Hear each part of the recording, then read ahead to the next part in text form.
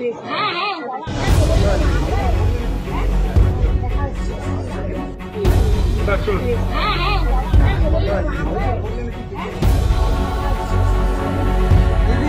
নিয়ে আসবো দোকানদার আমি চা নিয়ে আসবো